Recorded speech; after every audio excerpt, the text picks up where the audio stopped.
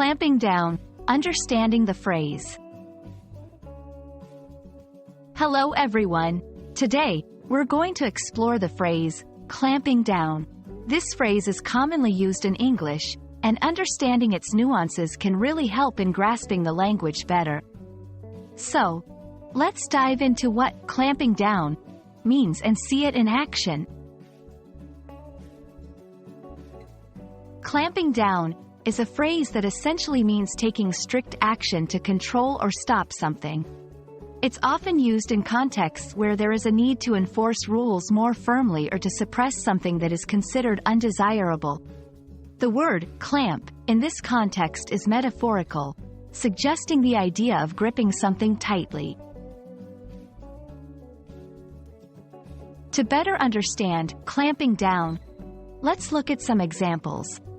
The government is clamping down on tax evasion to increase revenue.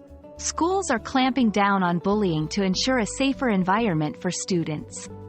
These sentences show how the phrase is used to indicate strict measures being taken in different scenarios. Understanding synonyms can help expand your vocabulary. Here are some phrases similar to clamping down, cracking down, tightening the reins, taking stringent measures. Each of these phrases conveys a similar meaning but can be used in slightly different contexts. In everyday conversation, clamping down can be used both seriously and lightly. For example, my parents are clamping down on my screen time, no more late-night gaming. Our boss is clamping down on office tardiness.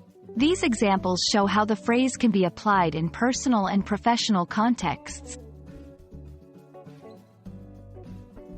That's all about clamping down. I hope this video helps you understand and use this phrase more confidently in your conversations and writing. Remember, language is all about expression, and phrases like these add color and precision to our communication. Keep practicing, and see you in the next video.